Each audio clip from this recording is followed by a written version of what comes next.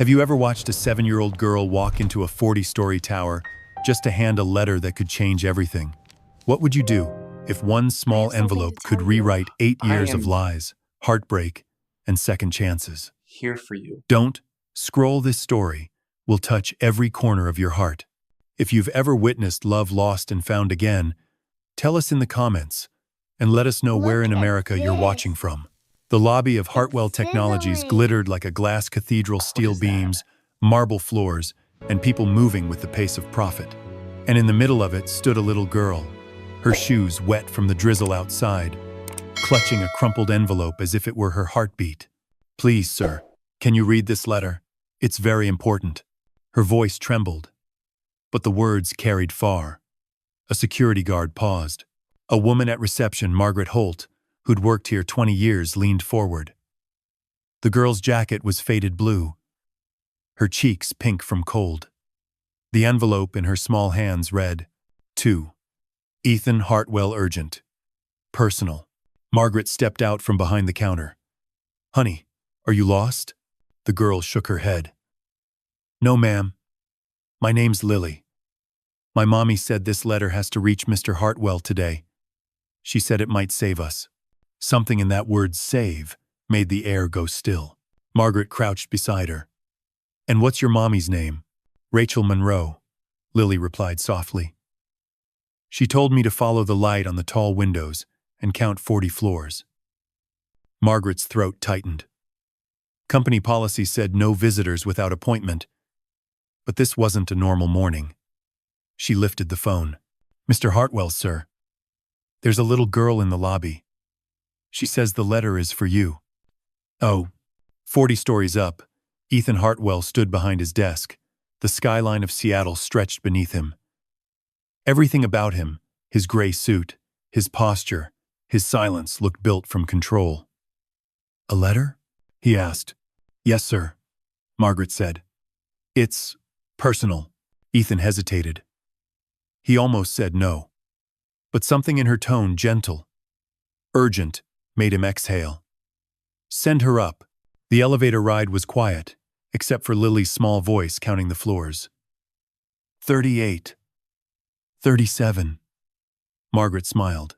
"You're brave, sweetheart." "I'm not brave," Lily said. "I just promised Mommy." When the doors opened, Ethan was waiting. He looked up, ready to dismiss whatever interruption had breached his schedule, until he saw the child. Those blue eyes. That face. For a moment, his mind played tricks. "Are you Mr. Hartwell?" Lily asked. "I am," he said, his voice softer than usual. "And you're Lily?" She nodded. "Mommy said I had to give this to you myself." She offered the envelope with both hands. He took it carefully. The paper smelled faintly of lavender, like a ghost of a memory. Rachel Monroe. 8 years since he'd last said her name aloud. 8 years since the night everything fell apart. He unfolded the letter. "My dearest Ethan, if you're reading this, it's because a little girl did something braver than any adult I know. My body is failing, but my hope isn't. There's something you deserve to know. Lily is your daughter." The words hit him like a physical blow. He froze. Impossible, his mind said. The doctors had told him years ago he couldn't have children. But then he looked up, and there they were. Those same blue eyes. The shape of her hands. "Where's your mother now?" he asked. "At home," Lily whispered. "She said she's too tired to climb tall stairs." He stared down at the signature Rachel Monroe, the loops and curves exactly as he remembered. Behind his ribs, something long dormant began to stir. "Margaret," he said quietly. "Clear my afternoon. Call Dr. Hayes. I need the Seattle Cancer Care Center on standby." Margaret blinked. "Yes, sir." Ethan crouched in front of Lily. "How old are you?" 7. "I'll be 8 in December." "December what?" "The 15th. He did the math. December 15th. 9 months after the day he and Rachel had last seen each other. The numbers lined up, like fate, tapping him on the shoulder. "Lily, he said, steady now. I'm going to take you to your mom. Is that okay? That's very okay, she said, smiling through a missing tooth. They descended together, the elevator humming around them. Margaret followed, eyes shining. When the doors opened into the lobby, heads turned the CEO of Hartwell Tech, walking hand in hand with a little girl who looked like him. Outside, the air smelled of rain and salt. The company SUV waited at the curb. Ethan fastened the booster seat himself. Does it have a cup holder? Lily asked. He smiled faintly. 2 of them. Traffic moved slow through downtown Seattle. Lily leaned forward between the front seats, guiding him like a navigator. Turn left at the coffee shop with the green sign, then up the hill with the trees that look like hands. Hands? He asked. Like hands that lost their gloves, she said. Mommy says they'll get new ones in spring. He couldn't help but laugh softly. Rachel used to talk like that, turning weather into poetry. As they drove, his phone buzzed with missed calls from investors. He ignored them all. For once, the markets could wait. Capitol Hill was quiet, the streets narrow, the buildings worn but alive. Lily pointed at a blue apartment building. Right there. Number 3. B. He parked by the curb and shut off the engine. His hands stayed on the wheel a moment longer than necessary. Are you nervous? Lily asked from the back seat. Yes, he admitted. Me too, she said, smiling. We can be nervous together. They climbed the stairwell, their footsteps echoing. On the 3rd floor, Lily pulled a key from her pocket. You knock, she said. Mommy said you'd know what to say. He knocked 3 times. A pause. Then the soft sound of footsteps. A lock turning. The door opened. Rachel Monroe stood there, thinner than he remembered. Her hair shorter, her skin pale. But those eyes, those same quiet eyes, still held the world. The scent of lavender and warm air drifted out from the small apartment behind her. Hello, Ethan, she said. Her voice trembled but didn't break. I didn't think I'd ever see you again. He couldn't speak. His throat felt full of years he hadn't lived properly. Lily slipped between them, holding his hand and hers together. Mommy, she said proudly. I found him. Rachel's hand closed over his. For a moment, 3 lives fit perfectly in the same breath. Then Ethan's phone buzzed again in his coat pocket, one vibration, then another, louder, insistent. He ignored it, but curiosity made him glance. The screen showed an unknown number. 4 words, no punctuation. Don't trust Rachel Monroe. He stared at the message. The room seemed to tilt. Outside, a siren wailed somewhere down the hill. Rachel looked at him with tears in her eyes, unaware of the words glowing cold on his screen. Ethan, she whispered. Will you come in? He hesitated. The phone buzzed again, same number, another message waiting to be opened. He crossed the threshold anyway. The door closed softly behind him, sealing in warmth and questions. In the narrow hallway beyond, another door clicked shut. A faint sound, almost nothing, but enough to make him turn his head. Who else was inside apartment 3B? And who, out there in the gray Seattle rain, wanted to warn him now? The lavender-scented air felt too still. Ethan stood just inside the doorway, his hand still around the phone that had delivered those 4 words. Don't trust Rachel Monroe. The message pulsed across the screen, like a heartbeat refusing to die. Rachel didn't seem to notice. She leaned on the doorframe for balance, her body thinner than he remembered, her breath shallow but steady. Lily dropped her backpack with a thud, instantly running to the small couch covered in a hand-stitched blanket. Mommy, I brought him. Just like you said. Rachel smiled, her voice soft. You did, sweetheart. You really did. The apartment was small but warm. Sunlight pushed through gauzy curtains, landing on old wooden floors that creaked when Ethan stepped forward. There were drawings taped to the refrigerator, stick figures holding hands, big blue circles for eyes. One of them was labeled, "Me and Mommy." Another had a third figure, drawn later, labeled in careful block letters. "Daddy." Rachel caught his glance. "She started that one after I told her your name," she said quietly. "I think she's been waiting for this day a lot longer than either of us have." He wanted to speak. Wanted to say something simple, something human, but his throat felt thick with words he'd never said. Instead, he nodded, slipping the phone into his jacket pocket. "Rachel, before we talk about anything else, I need to ask who else is here." Her brow furrowed. "What do you mean?" "Someone just texted me. From an unknown number. They said not to trust you." She went pale. "What?" He pulled the phone out, showed her the message. "Do you recognize the number?" Rachel stared at the screen, her fingers trembling slightly. "No. I don't. But Ethan, you have to believe me. I haven't contacted anyone except you. I swear." Lily looked up from the couch. "Mommy, what's wrong?" Rachel forced a smile. "Nothing, sweetheart. Mr. Hartwell and I just have to talk about grown-up things." Ethan turned back toward the hallway. The click he'd heard earlier echoed in his mind, like an unanswered question. The place was too small to hide anyone. One bedroom, one bathroom, a galley kitchen. But the tension coiled in his chest wouldn't let go. "Rachel," he said quietly, "when was the last time anyone visited you?" She hesitated. "A few days ago. My social worker came to check in. I think that's it." He studied her face. The years had softened her but hadn't erased her. Even sick, she was radiant in a fragile way that made him ache. The last time he'd seen her, they'd been shouting in a hotel parking lot under a rainstorm, both too proud to apologize. That memory had been his armor for 8 years. Now, it just felt hollow. "Sit down, please," she said. "You're making me nervous, pacing like that." He exhaled and took a seat across from her, still alert. "You said you're sick. How long?"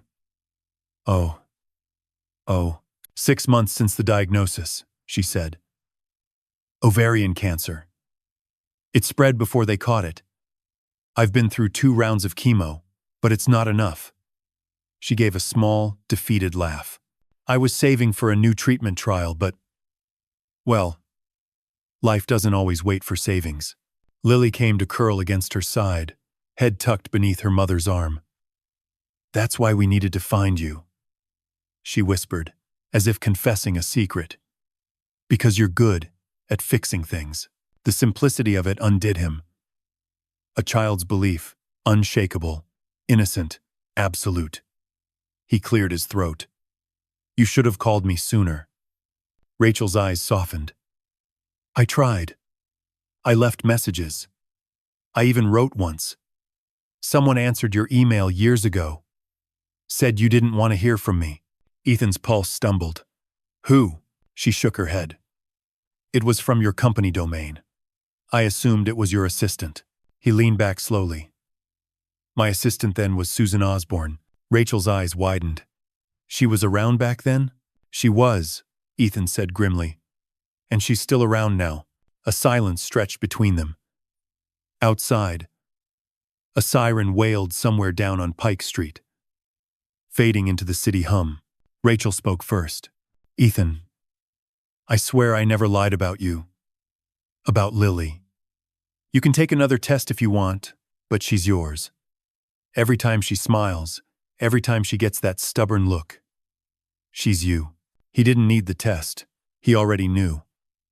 But something darker lingered beneath that conviction now, crawling just under the surface of his mind. If Susan had intercepted messages once, what else had she done? He pushed the thought aside for the moment. "Rachel," he said, his tone softening, "I've arranged for you to start treatment at Seattle Cancer Care. The best oncologists, no waiting list. I'll cover everything." "All," her breath caught. "Ethan, you don't have to." "I do," he interrupted gently. "Lily needs her mom, and I need answers." That afternoon, After arranging the first round of appointments, Ethan stepped out onto the small balcony while Rachel dozed on the couch. From there, he could see the whole city gray rooftops, fog creeping up from the bay, the needle-thin outline of the Space Needle in the distance. The text message still sat on his phone like a bruise. Don't trust Rachel Monroe. He dialed the number. Straight to voicemail. No name, no sound. Just a hiss of static, and then a faint click, like someone listening and hanging up. He turned as a voice spoke behind him. Mr. Hartwell? Lily stood in the doorway, clutching a mug of cocoa. Mommy says I can make hot chocolate by myself now. Want some? He smiled, the tension slipping for a moment. Sure. Thank you, sweetheart.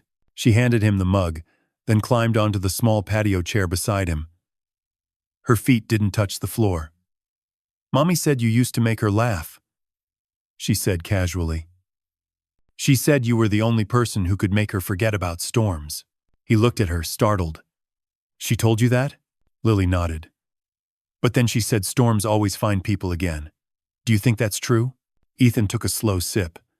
Sometimes. But I think brave people learn how to walk through them. Lily grinned. That's what I told her too. For a moment, it was easy to forget the fear. Easy to imagine this was already a family. Then his phone buzzed again. He glanced down. The same number. A new message. You're not the only one she lied to. His heart hammered. He looked back at the living room window. Rachel was asleep, one arm draped protectively over the couch pillow where Lily had been sitting minutes earlier.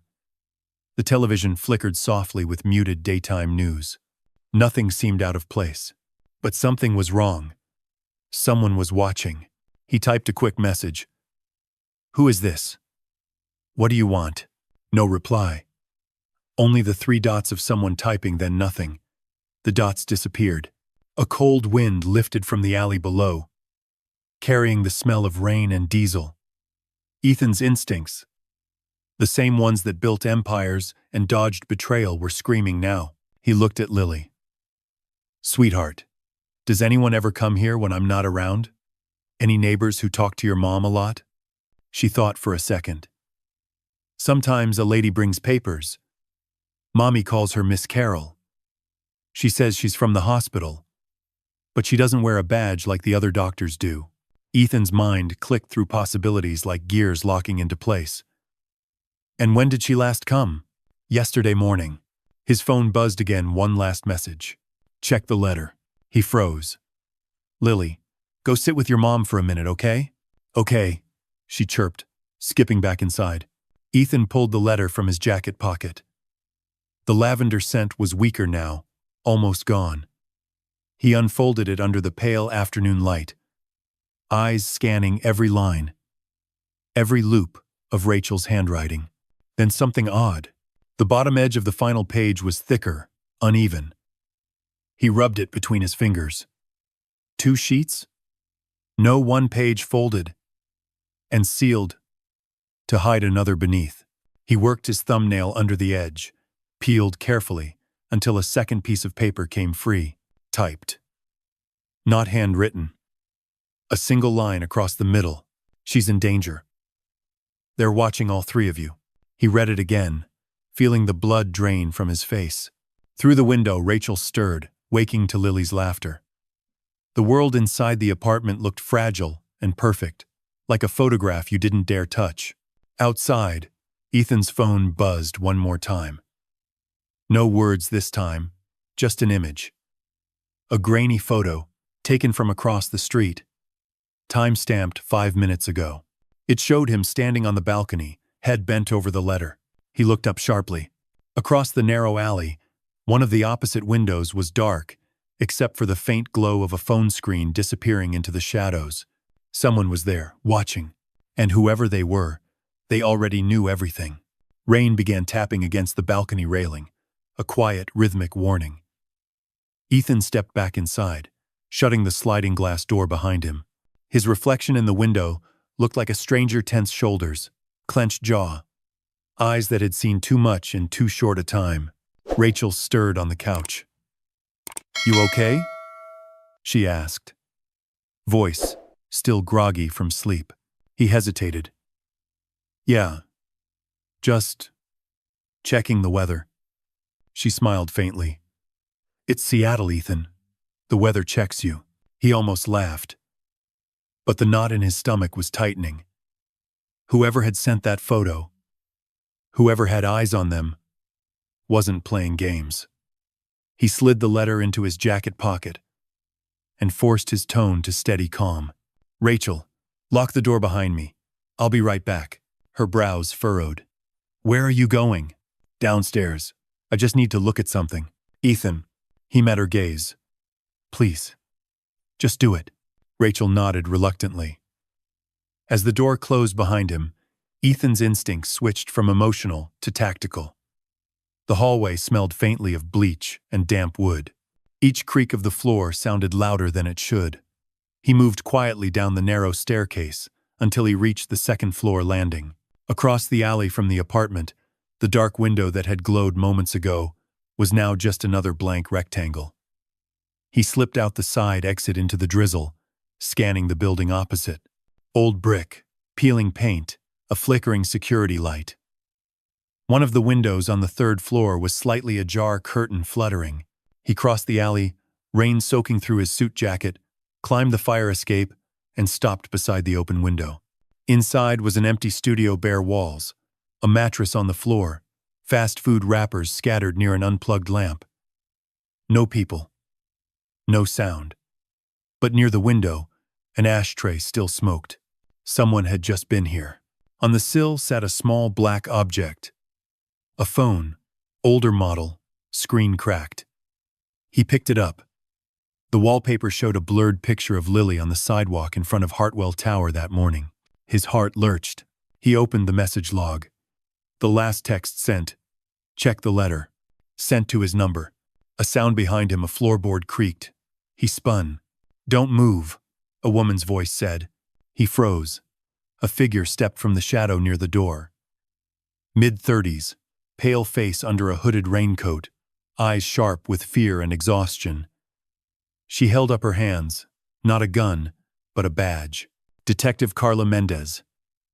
SPD. You're Ethan Hartwell. Right? Yes. Then put that phone down and step away from the window. Ethan hesitated. This phone was used to send threats to me and Rachel Monroe. Her expression didn't change. I know. I sent them. For a moment, silence filled the space like static. You what? I needed to make sure you'd come looking, she said. If I'd called you directly, you wouldn't have listened. Listen to what? That Rachel Monroe and her daughter are in danger. Real danger. Ethan felt a cold wave wash over him. Explain. Now, Mendez exhaled, lowering her hood. I've been tracking an underground patient identity ring for 6 months. Someone's been using terminally ill patients' medical records to claim insurance payouts under false names. Rachel Monroe's file flagged 3 separate transactions, 2 in her name, 1 in a child's. That's your daughter, Lily. Ethan's pulse spiked. You're saying someone's using them for money? More than that, Mendez said. They're silencing patients who might expose it. 2 have already died. Under treatment complications. Rachel was next on the list. He felt the room tilt. So, she wasn't paranoid. No. But she doesn't know she's being watched. He turned toward the window, gripping the frame. And you've been following her, why? To keep her alive, Mendez said simply. The photo I sent wasn't a threat. It was a warning. Someone else is closing in. I think it's someone inside your company, Hartwell Technologies. The name burned, like acid in his chest. You're saying this connects to me? Mendez nodded. Every patient in this ring has a tie to a healthcare software vendor. Your firm absorbed 3 years ago. Helix Systems. Someone inside your network has access to the encrypted records. Someone with clearance to manipulate patient data. Ethan's mind raced through names, departments, deals. Helix had been a small merger, practically forgotten. Do you have proof? I have fragments. logs, payment trails. I just didn't have anyone with the power to expose it. Until now, he stared at her. Why the hell didn't you come to me directly? Because last time a source trusted someone inside your company, she ended up in the Sound. The words landed like a blow. Mendez slipped a small flash drive from her pocket and handed it to him. Everything I have is on this. Financials, fake claims, photos. If you want to protect Rachel and Lily, start here. But move fast. They'll know you've seen it. Before he could respond, a voice shouted from below, SPD, hands up! Mendez cursed under her breath. Damn it. They weren't supposed to trace me this fast. What's happening? Ethan demanded. They've compromised the department, she said, backing toward the fire escape. Not everyone, but enough. She pointed to the drive in his hand. Trust no one. Especially not your own board. Then she was gone out the window, down the fire escape, swallowed by the rain. Ethan stood frozen, the flash drive burning in his palm, as footsteps thundered up the stairs outside. A sharp knock rattled the door. Seattle PD, open up. He looked once more at the smoking ashtray, the empty room, the cracked phone in his pocket, and then made his decision. He crossed the room in 3 strides, climbed through the window, and dropped to the fire escape below, landing hard on the slick metal. As he ran, the rain came harder, erasing his tracks as fast as he made them. Somewhere above him, a door burst open, and a flashlight swept across the room he'd just left. He didn't stop until he reached Rachel's building again, breath fogging in the cold air. Through the window, he could see her silhouette standing now, talking to someone at the door. Not him, someone else. The hair on his neck rose. He couldn't see the visitor's face, only the shape of a woman in a trench coat, handing Rachel something that glinted under the hallway light. He pulled his phone out, zoomed in, but the angle was wrong. Then he saw Lily running toward the door, laughing, her voice clear even through the glass. The woman leaned down, smiled, handed Lily a white envelope, and looked up just long enough for Ethan to see her face. Susan Osborne.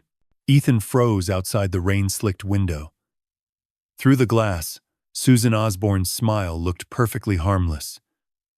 The same professional charm she'd worn for years as his assistant at Hartwell Technologies. But now it felt wrong. Calculated. Rachel stood in the doorway, still weak but upright, her cardigan hanging loosely over thin shoulders. Lily bounced beside her, excitedly holding the envelope Susan had just given her. Ethan's pulse hammered. Every instinct screamed at him to burst in, to take Lily and Rachel away, but he couldn't, not yet. Not without knowing what Susan wanted. He stepped back into the shadows of the alley, pulling his phone from his coat. He hit record, camera zoomed on the apartment. Susan leaned closer to Rachel. Her voice was muffled through the glass, but fragments reached him through the rain. Company support fund. For your treatment. Just need your signature. Rachel frowned, hesitant. Why is the company involved? Susan smiled with practiced warmth. Mr. Hartwell personally approved it. He's just busy right now. I'm here to help speed things up. Ethan gritted his teeth. That was a lie, and a good one. Rachel took the pen. Lily climbed onto the couch, humming softly to herself, unaware of the tension thickening in the room. Before Rachel could sign, Ethan dialed Rachel's number. The phone on her coffee table buzzed. She picked it up, confusion crossing her face. Ethan. Rachel, he said quickly. Don't sign anything. That woman isn't here for your treatment. Susan stiffened. Her eyes darted toward the window straight to him. For a brief second, their gazes locked through the glass and rain. Then she smiled. Calm and deadly. Rachel's face went pale. What's going on? Ethan's voice hardened. Ask her yourself. Susan's tone changed instantly. Rachel, I think there's been a misunderstanding. Rachel dropped the pen, stepping back. Get out. Susan's pleasant mask cracked just enough for Ethan to see what lived underneath cold, flat calculation. You have no idea what you're doing, she hissed. You're already in over your head. Then she turned, pushed the door open, and walked into the hallway like a woman late for a meeting. Ethan ran around to the front of the building, catching her as she reached the street. "Susan!" he shouted. She didn't flinch. "Ethan," she said evenly, water streaking her face. "You shouldn't be here." "Neither should you," he snapped. "You lied to me. You intercepted Rachel's emails, didn't you?" 8 years ago. Susan tilted her head, rain dripping from her hair. "You built a company on silence, Ethan. Don't act shocked when someone learned how to use it.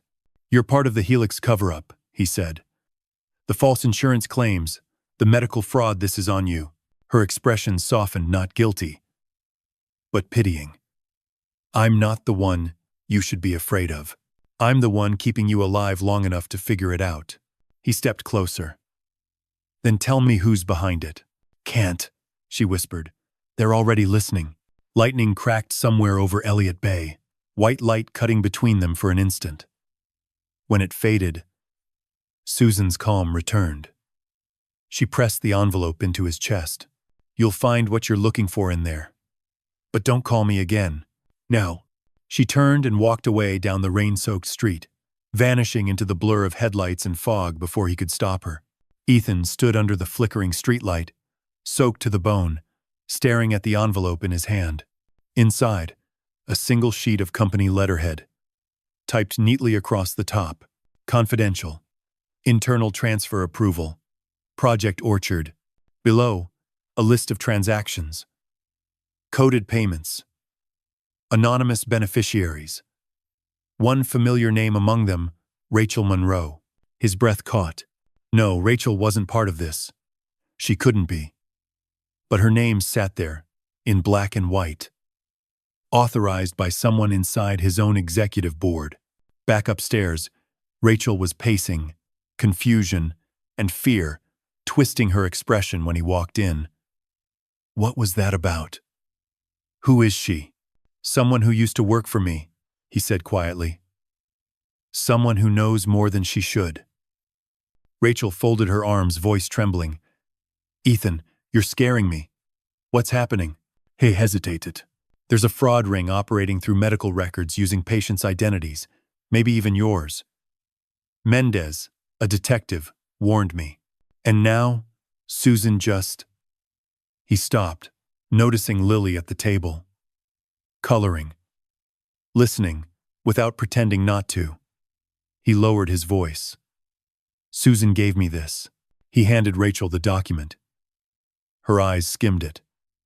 Confusion deepening. "I never saw this before. I swear, Ethan.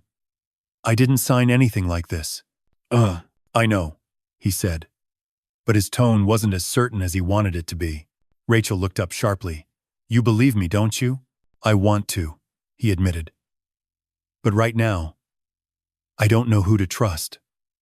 She stared at him for a long moment, then turned away. "You think I'm capable of something like that?" "Rachel." "No," she said, voice shaking. "Answer me." He closed his eyes. "I don't think that.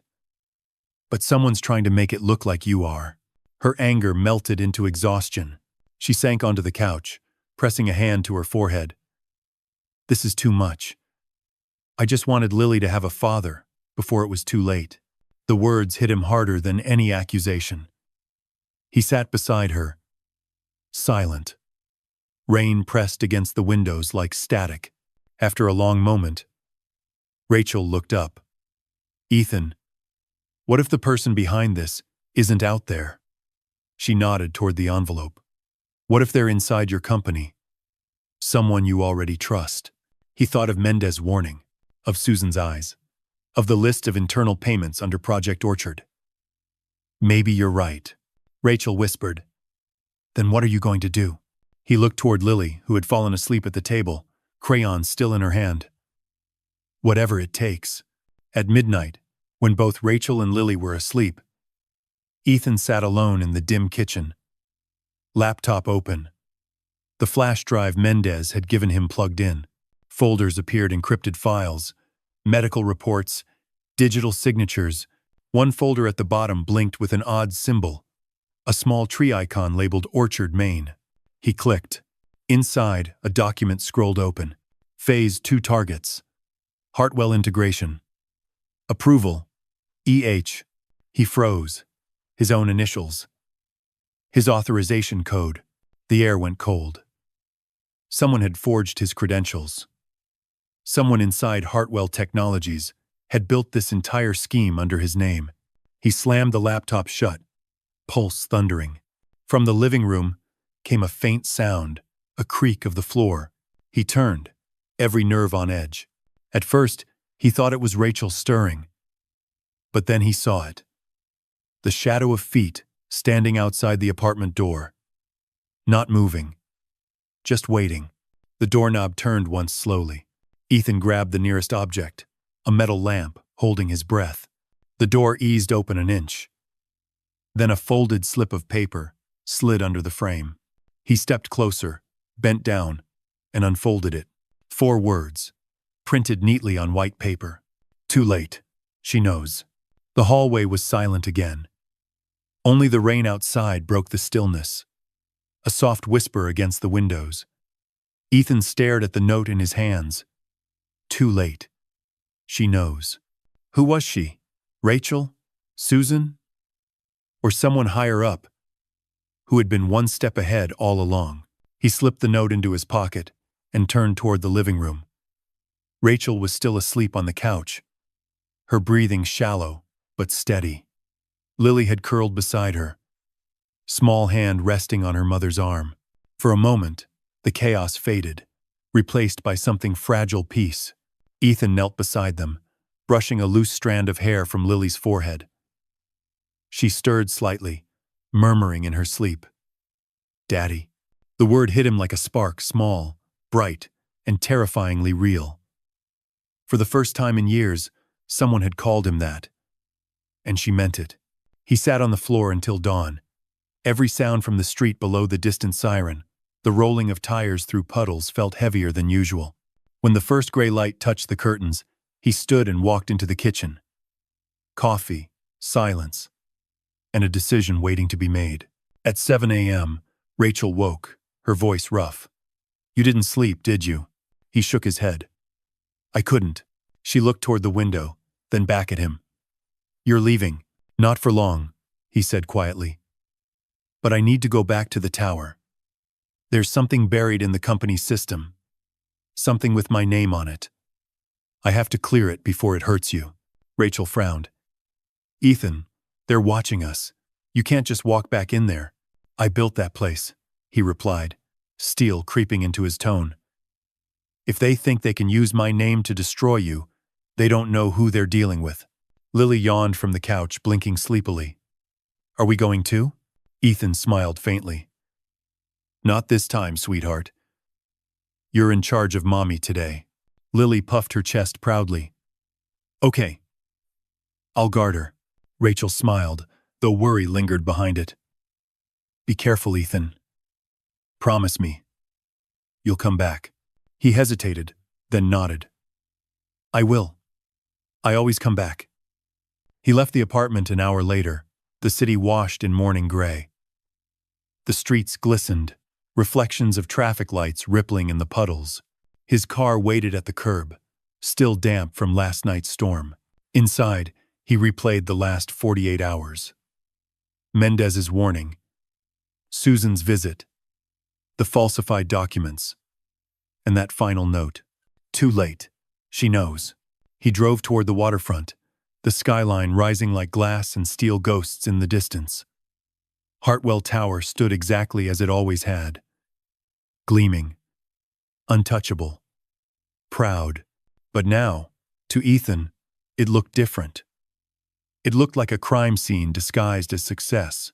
At the security gate, the guard nodded. Morning, Mr. Hartwell. You're in early. Ethan forced a smile. Couldn't sleep. The elevator hummed as it climbed. His reflection in the mirrored walls looked older than it had yesterday. Tired. Determined.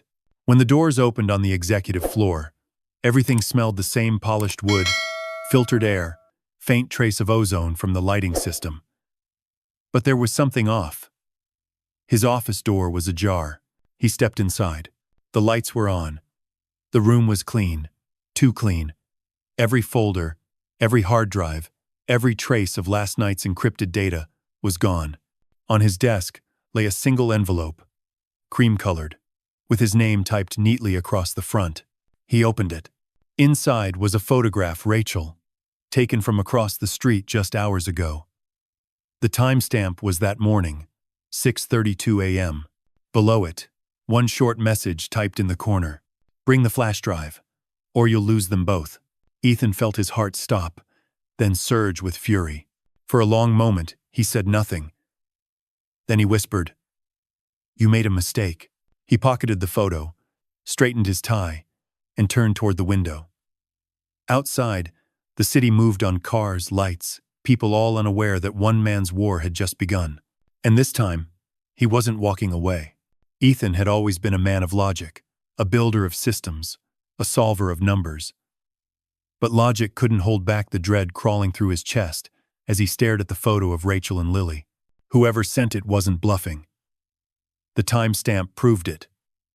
They were being watched, right outside their own apartment. He sank into the chair behind his desk, rainwater dripping from his coat onto the polished floor.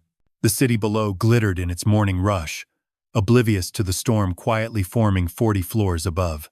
He took a breath, steady but sharp. "Okay," he whispered. "You want a game? I'll play." He plugged in the flash drive Mendez had given him, not into the main network, but into an isolated laptop from the locked cabinet under his desk. Within seconds, a string of encrypted folders appeared again. But this time, he noticed something new, a live connection icon blinking at the bottom corner. Someone else was in the system, watching. "Not today," he muttered. He pulled out his phone and called Dr. Michael Hayes, his oldest friend and the company's chief medical advisor. The line connected on the third ring. "Ethan, it's early. I need your help," Ethan interrupted. "Off the record, I think someone inside Helix, maybe someone from my own board, has been altering medical data and using patients for insurance fraud." Rachel Monroe's file was part of it. There was silence. Then Hayes's voice dropped an octave. "I warned you about that merger. Remember? You said you'd keep Helix on a short leash." "I did," Ethan said, "but someone cut it." Hayes sighed. "Where are Rachel and Lily now?" "At home, but someone's watching them. Now, I can send security." "No," Ethan said firmly. "Whoever's behind this might be security. I need someone outside the company. Someone I can trust." Hayes hesitated. "There's one person I can call, Agent Laura Keating, FBI Cyber Division. She owes me a favor. I can't promise she'll act officially, but she might look." Ethan's jaw tightened. "Do it. And Mike, tell her to move quietly." He ended the call and looked back at the live connection still blinking on his screen. He opened a terminal window and began typing commands faster than he'd thought possible since his early programming days. Within a minute, he traced the connection to an external IP, a location registered not far from the Space Needle. He smiled grimly.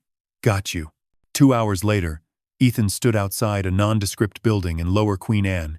Gray concrete, no signs, just a keypad beside a black door. He'd followed the trace signal here, leaving his phone's GPS disabled and driving in circles to ensure he wasn't followed. Inside, the space smelled of dust and coffee. Rows of unused computers lined the walls. It was a ghost office, the kind used by shell companies. In the center of the room, a single monitor glowed. On it, a message waited.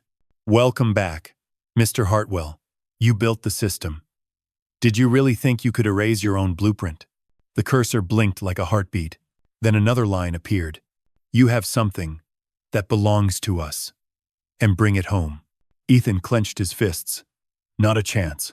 He yanked the CPU tower from the wall, tucked it under his arm, and left without looking back.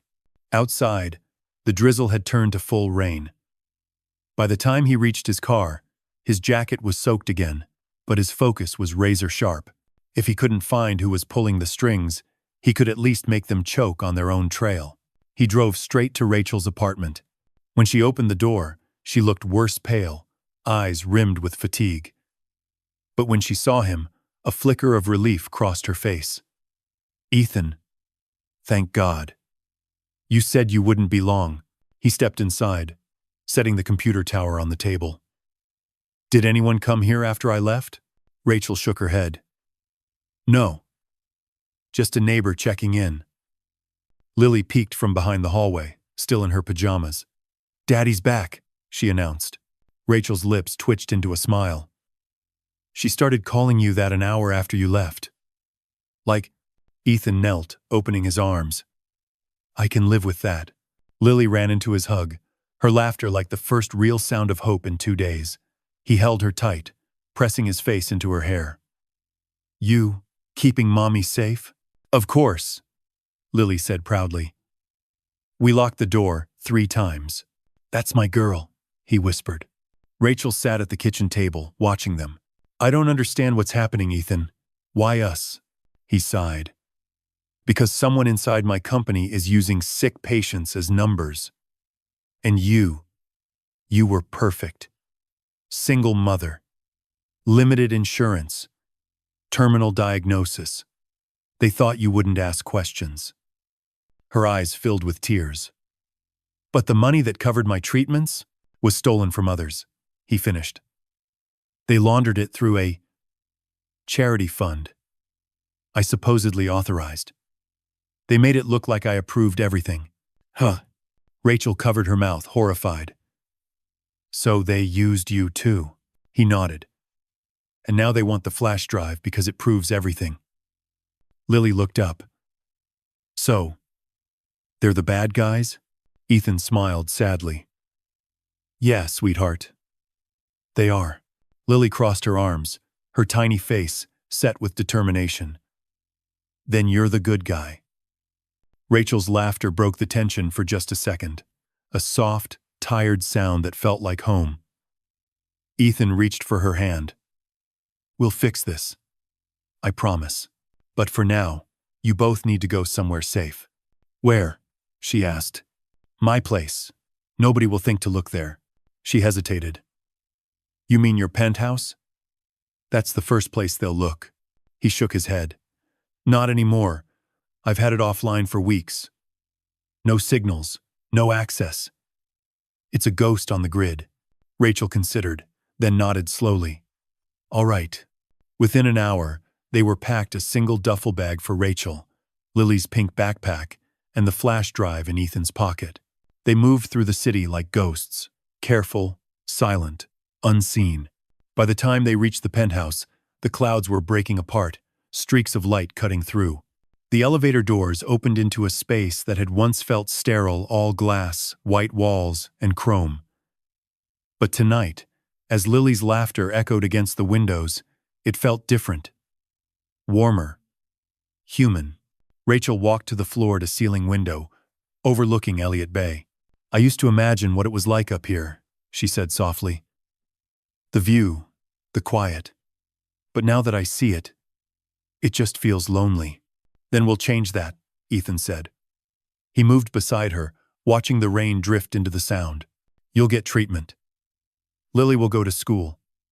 And whoever's behind this, we'll finally see what happens when you take everything from a man who's got nothing left to lose." Rachel turned toward him, her hand brushing his. "And what happens after that?" He smiled faintly. "Then maybe we learn how to live again." She exhaled, eyes soft. "You really think that's possible?" He looked toward Lily, who was now curled up on the couch, fast asleep with her stuffed penguin. "I think she already believes it." The clock ticked quietly between them. For a brief, golden moment, the chaos outside faded. But as Ethan turned off the lights, his phone lit up one last time, a message from an unknown number. "Enjoy your view, Mr. Hartwell. The window works both ways." He glanced at the massive wall of glass facing the city. Across the bay, a red pinpoint of light blinked once a laser scope or a signal, and then vanished into the night. The morning after the red light, Seattle woke under a heavy blanket of fog, the kind that made the skyline vanish, and the streets feel like they were holding their breath. Ethan hadn't slept. He stood at the window with a cup of black coffee gone cold, watching the fog swallow the bay. The message from the night before replayed in his head. "Enjoy your view, Mr. Hartwell. The window works both ways." Someone out there was watching them. Someone who knew exactly where he lived and maybe what he loved most. Behind him, Rachel's soft footsteps broke the silence. She wrapped a blanket around her shoulders, her voice still hoarse. "You didn't sleep again." He didn't turn. "Can't afford to." Rachel walked closer, placing her hand over his on the window frame. "You can't protect us if you collapse." He finally looked at her. Even pale and tired, she had that quiet strength he'd fallen for years ago, the kind that didn't shout, just endured. "I used to think money could fix anything," he said quietly. "Now I'd trade every dollar just to make you both safe." She smiled faintly. That's a good start. He wanted to believe it. But the truth was, whoever ran the fraud network had already outmaneuvered him twice. They had access to his company, his data, even his life. The flash drive in his pocket was the only weapon left, and it felt like a live grenade. Lily's voice broke through the tension. "Mommy, can we have pancakes?" Rachel turned, her tone softening. "In a minute, sweetheart." Ethan exhaled. "I'll make them. Go rest." "Ethan, let me do something normal," he said, forcing a small smile. She didn't argue. In the kitchen, he whisked batter, like a man rebuilding a world. The smell of butter and vanilla filled the penthouse ordinary. Human. Safe. Lily giggled at the bubbles forming in the bowl. "You're really good at this, Daddy." He looked at her, warmth flickering through his exhaustion. "Don't tell anyone. It'll ruin my reputation." Rachel leaned against the counter, watching the two of them with an expression Ethan couldn't read, part awe, part heartbreak. Later that afternoon, after Lily fell asleep for her nap, Rachel found him sitting at his desk, laptop open to a draft email. The subject line read, "Confession." She froze. "What are you doing?" He looked up slowly. "If something happens to me, this needs to go public. Everything, the files, the fraud, the names. Hayes is working with an agent from the bureau. They're closing in. But if I disappear before they can move..." He trailed off. Rachel's voice trembled. "Don't talk like that, Lee." He stood, walked around the desk, and cupped her face gently. "Rachel, I've lived most of my life behind glass. Watching everything. Feeling nothing. But when Lily showed up in that lobby, it was like someone cracked the glass from the inside. Her eyes filled, tears balancing on the edge. You don't owe us this kind of sacrifice, Ethan." He smiled sadly. "Maybe not. But I owe you both a life that isn't built on lies." She took his hand. "Then promise me something. Promise me that whatever happens, we fight this together. No more running alone." He hesitated, then nodded. Together, that night.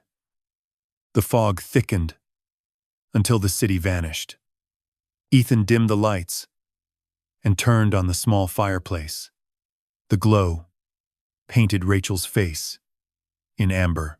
She sat on the couch, her fingers wrapped around a mug of tea.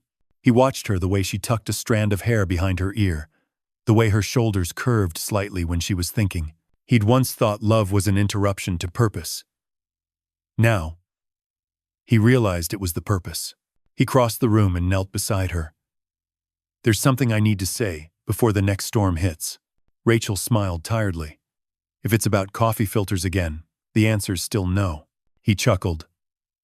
The first real laugh in days. "No. It's this." He reached into his jacket pocket and pulled out a small velvet box. Her breath caught. "Ethan, before you say anything," he said softly, "I know the timing's wrong. We're being watched. Your health, my company, everything is chaos. But that's exactly why I need to ask now. Because I don't want another day to pass without you knowing that whatever happens next, I choose you. Her lips trembled. You can't fix what's broken with a ring. He opened the box. Inside, the diamond was modest, simple, elegant, timeless. No, he said quietly, but maybe it can remind us what's still worth saving. Rachel's eyes shimmered. You think I'm strong enough to start over? He smiled. You already did. You raised our daughter. You fought this disease. You came back into my life when I didn't deserve it. If anyone's strong enough, it's you. That's you. And tears slipped down her cheeks. She covered her mouth with one hand, nodding before she could even form the words. Yes, she whispered. Of course. Yes. Ethan slipped the ring onto her finger. It fit perfectly, like time had waited for this exact moment to catch up. Lily's small voice floated from the hallway. Did she say yes? They turned. She was standing there in her pajamas, hair messy, eyes wide with excitement. Rachel laughed through her tears. She did. Lily clapped her hands, jumping up and down. Then that means we're really a family. Ethan scooped her up, spinning her once in the air as she squealed with joy. You've been family since the day you walked into my building, he said. Later, after Lily went back to bed, Rachel sat beside him by the fire. You know, she said softly, if someone had told me 8 years ago that this is where we'd end up, I would have laughed. He chuckled. Me too. I thought I was done believing in miracles. Rachel leaned her head on his shoulder. And now? Now I think miracles just need time to find their way back. For a few quiet minutes, the world was kind again. The storm outside eased, the fog began to thin, and for the first time in years, Ethan felt the faint rhythm of peace return. Then, from the corner of the room, a faint chime broke the silence, a single alert from his laptop. The email draft titled, Confession, had vanished. He sat up. No, Rachel blinked. What is it? Ethan's fingers flew across the keyboard. The file was gone, deleted remotely. He checked the system logs. One line appeared at the bottom of the screen, cold and clinical. File retrieved, Project Orchard, authorization, R. Monroe. Rachel gasped. Ethan, I know, he said quickly. But the blood drained from his face. Whoever was inside their network had just used her name and her access to pull everything. The fire crackled behind them, throwing long shadows across the room. Ethan, Rachel whispered. What do we do now? He stared at the dark window overlooking the city. The same window that had once felt like a wall of protection. Now, a mirror for every danger closing in. We finish this, he said, voice low and certain. Because they think they're watching us. He turned off the lights, eyes narrowing as the city lights glowed faintly below. But starting tonight, he whispered, we're watching them. Dawn came quietly, painting the skyline in muted gold. For the first time in weeks, the rain had stopped. Seattle looked almost peaceful, like a city pretending it hadn't been listening all along. Ethan stood by the window, coffee in one hand, the flash drive in the other. The weight of it felt different now. Less like evidence, more like a key. Behind him, the soft hum of the penthouse filled the silence. The faint click of the heater, the rhythmic tick of the old wall clock, and the steady breathing of Rachel and Lily, asleep on the couch. They looked fragile, wrapped under the same blanket, 2 lives he was willing to burn the world to protect. The night before had changed everything. The deleted file, the stolen authorization, the final decision. No more hiding. Whoever was behind Project Orchard had just made their last mistake. At 7 a.m., his phone buzzed. Unknown number. He hesitated, then answered. Mr. Hartwell? A woman's voice said. It was crisp, professional, but carried that undercurrent of danger. This is Ethan. Agent Laura Keating. FBI Cyber Division. Dr. Hayes said you might call. I didn't. How did you? I traced your company's data breach overnight, she said. Your security network isn't just compromised. It's being rerouted. Someone inside Hartwell Technologies is funneling live data to an offshore account in Belize. And they used your personal credentials to authorize it. He exhaled slowly. They're trying to bury Project Orchard before it surfaces. Exactly, she said. I need the flash drive. It's our only shot to prove who's behind this. He glanced at Rachel and Lily, still sleeping. You'll get it. But not until I know they're safe. I can protect them, Keating said firmly. No, Ethan replied. I've seen what happens to people who believe that. I'll bring the drive myself. Where? Pier 47, Warehouse D, back entrance. 1 hour. The line went dead. He wrote a short note on a scrap of paper and left it on the kitchen counter. Rach, don't worry. I'm ending this. Stay inside. Keep the curtains closed. If I'm not back by noon, call Hayes. E. He slipped the flash drive into his coat pocket, kissed Lily's forehead, then Rachel's. She stirred slightly, murmuring his name, but didn't wake. By the time he reached the garage, the city was beginning to stir. Buses hissed, tires splashed through leftover puddles, and the low hum of morning traffic filled the air. The world had resumed its rhythm, but his had narrowed to one purpose. Pier 47 smelled of salt and rust, the air sharp with cold. Gulls cried overhead, circling empty cranes. Warehouse D stood near the end of the pier. Its corrugated metal walls streaked with rain. Ethan stepped inside. The air was dim. The sound of the bay echoing faintly through broken windows. A figure waited near the loading dock. Agent Keating. Tall, dark jacket. Badge clipped to her belt. She nodded once. You came alone? I did. Good. Do you have it?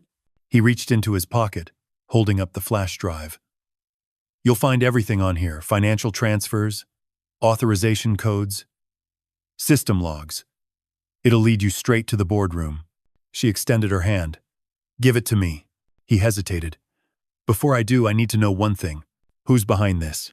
Keating's gaze flickered, just slightly. You'll see when the files are decrypted.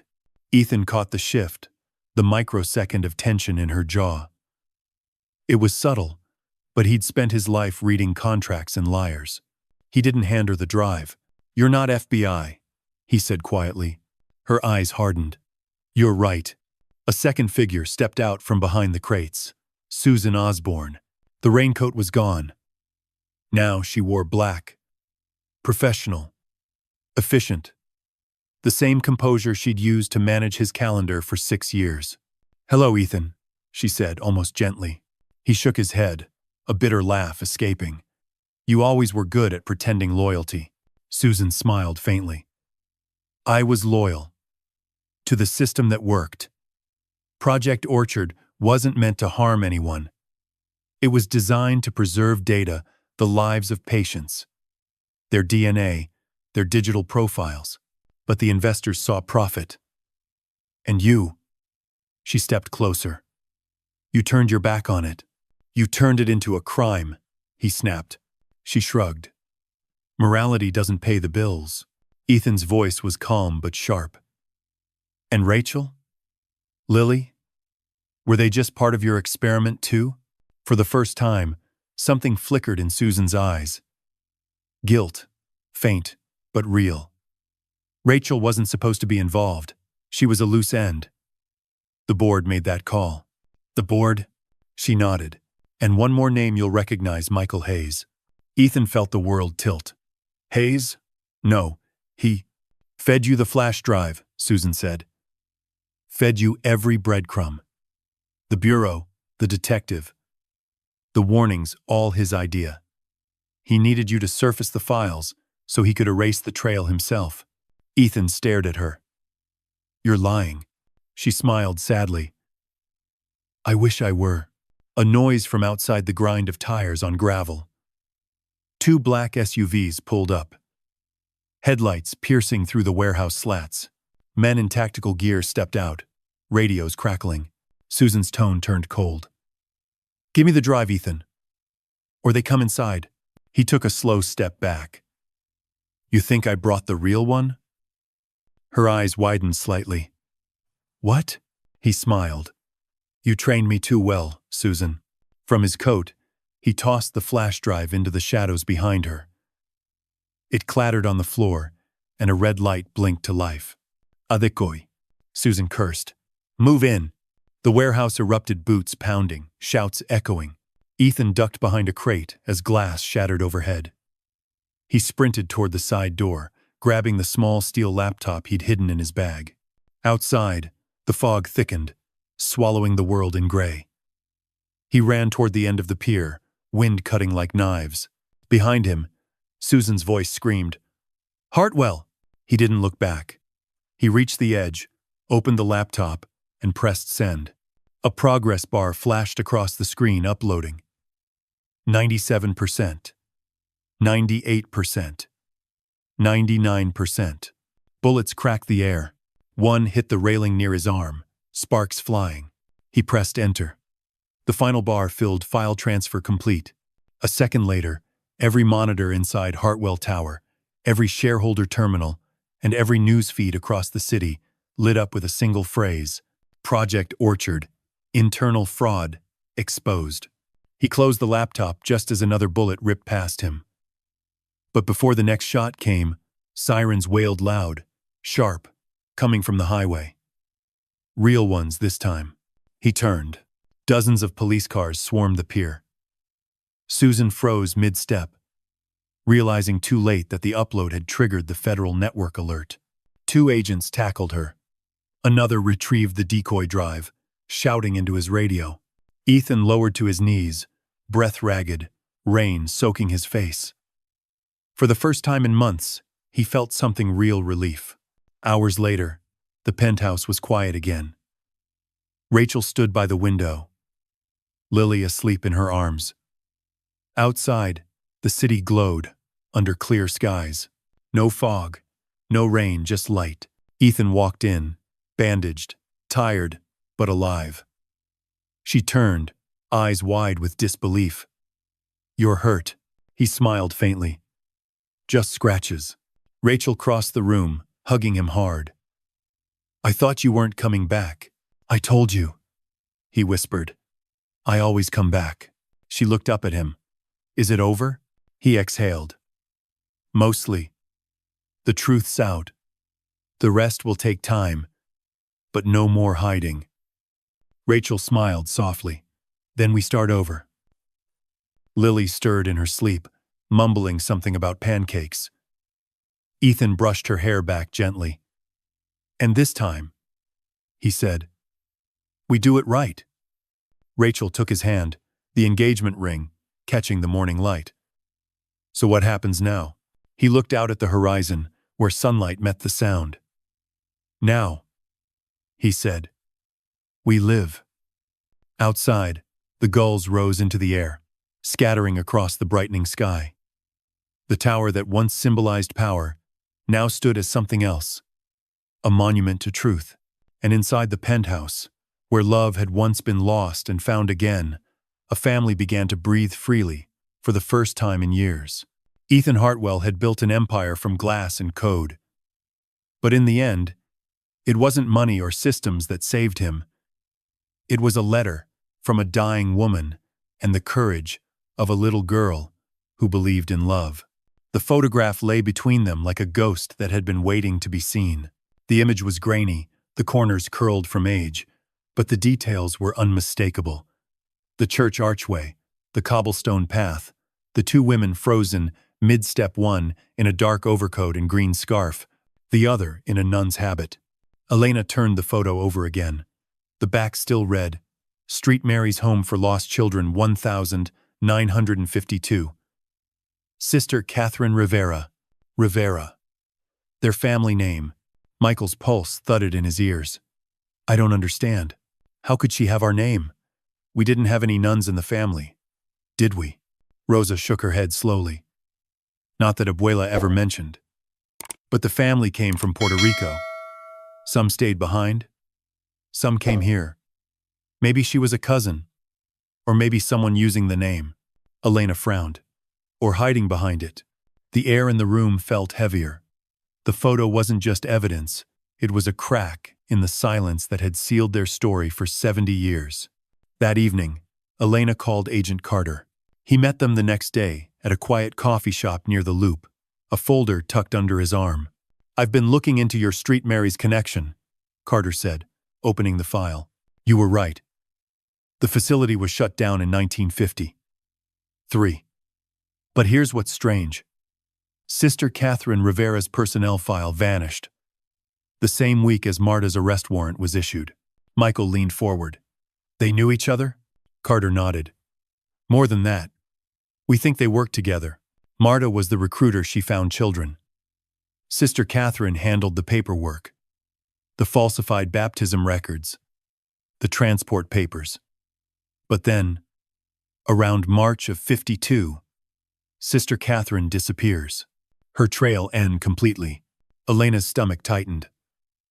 "March 1952. That's the month Michael was taken." Carter didn't need to confirm it. The silence said enough. Michael rubbed his temples. "If she helped Marta, why use our name?" Carter hesitated. Maybe she didn't. Maybe she really was a Rivera. "There's one note left in her personnel. File a letter from the diocese that says she was admitted under her maiden name, Catherine Morales Rivera. It's possible she was related by blood." Elena blinked. "You're saying she might have been family?" Carter shrugged slightly. "It's speculation. But not impossible. If she was connected to your grandmother, it might explain why Marta targeted your family." Michael stared at the photo, his voice low. Someone betrayed her trust from inside. After Carter left, the apartment felt colder. Rosa sat with her rosary in her hands, whispering prayers under her breath. Elena couldn't sit still. She opened her laptop, searching archives, old church registries, anything tied to Catherine Rivera. Hours passed. Then one small lead, a digitized census record from 1940, listed a Catherine Morales Rivera, age 19, born in Ponce, Puerto Rico, immigrated to the mainland in 1938. Listed occupation: novice, Street Mary's Convent. Elena scrolled further down the record. There, under family members, her breath caught. Antonia Rivera, sister, aged 22. Abuela had a sister, Elena whispered. And she never told anyone. Michael stood up slowly, the chair creaking. That means the nun in the photo was her sister, my aunt. Rosa covered her mouth. Dios mío. The revelation landed like thunder. The pieces began to shift, in ways none of them expected. If Antonia's sister was at Street Mary's, then she had been in a position to know about the adoption network. Maybe she had joined it to protect children, or to stop it, and became trapped in something she couldn't control. Elena scoured old Catholic records until she found one final entry.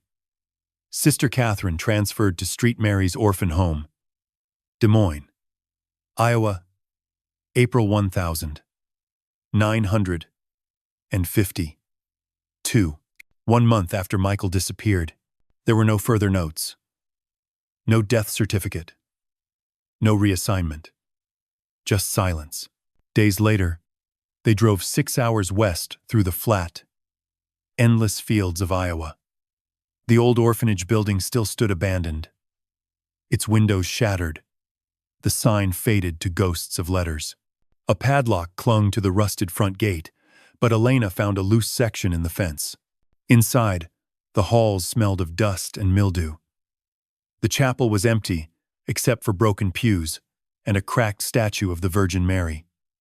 The silence pressed against them like water. Michael walked slowly down the corridor, running his hand along the peeling walls. I know this smell, he whispered. I was here. Elena turned sharply. Here? Are you sure? He nodded. The sound of the bells. The echo. I remember hiding under a bench once, afraid to breathe. In one of the back rooms, they found a small wooden cabinet with dozens of file drawers, most empty, others filled with brittle folders half-eaten by time. Elena opened one, labeled 1,950, 2 intake records. Inside were 2 sheets. The first listed a child transferred from Chicago under emergency placement. The name, William Harrison. The second was a letter, typed, unsigned. He's safe now. Thank you for giving him a home. M. Michael swallowed hard. That's her handwriting. I remember it from the note. But this was sent to the Harrison family, Elena said softly. Which means Marta didn't just steal you. She placed you herself. He stared at the letter, voice trembling. Then why the note with my name? Why leave traces? Rosa crossed herself. Maybe she regretted it. Maybe she tried to undo it. Elena picked up another fragment of paper from the drawer, barely legible. It looked like part of a letter, never sent. Only one sentence was clear. Tell Antonia I'm sorry. I thought I was saving him. Elena met Michael's eyes. That's from Sister Catherine. He exhaled, his shoulders shaking. She didn't betray Mommy. She tried to protect me, and it destroyed them both. They stood in silence as sunlight slanted through the broken windows, painting gold dust across the floor. For the first time, the story didn't feel like a mystery. It felt like a wound closing. As they walked back toward the car, Michael paused at the gate and looked back at the building. I spent a lifetime believing the world had forgotten me, he said quietly. But maybe it didn't. Maybe it just took this long to find its way back. Oh, Elena touched his arm. We found her too. Maybe that's what Abuela's prayers were really for. He nodded, smiling faintly. Not just for me to come home, but for the truth too. As they drove away, the wind swept through the broken windows of the orphanage. For a brief moment, a green ribbon fluttered down from one of the rafters, twisting gently in the fading light. The letter at Hartwell Tower is more than a story about crime, betrayal, and redemption. It's a mirror, held up to the human condition. Beneath its cinematic suspense lies a truth about modern life. That in a world driven by technology, ambition, and control, what we often lose first is the heart that once guided us. Ethan Hartwell's journey is not simply the downfall of a corporate titan. It's the rebirth of a man who learns that love, compassion, and courage are the real currencies of life. Through Rachel's quiet strength and Lily's innocent faith, the story reminds us that the most powerful acts of change often begin with vulnerability. A letter, a voice, or a simple act of truth. It shows that redemption is not a grand gesture, but a series of small, stubborn choices to do what's right, even when it hurts. Ethan's transformation from a man blinded by success to a father and protector guided by conscience reveals how healing begins when we stop running from our mistakes and start taking responsibility for them. On a broader level, the narrative exposes the moral erosion that often hides behind progress. It asks us to question how far we're willing to go for success, and whether integrity still matters in a world where data and profit rule. Yet, even amidst deception and fear, the story ends with hope, proof that goodness can outlast greed, and that truth, no matter how buried, always finds its way home. Ultimately, the letter at Hartwell Tower teaches us that love is not a weakness, but the most powerful form of resistance, a force that can rebuild lives, redeem souls, and remind us what it truly means to be human.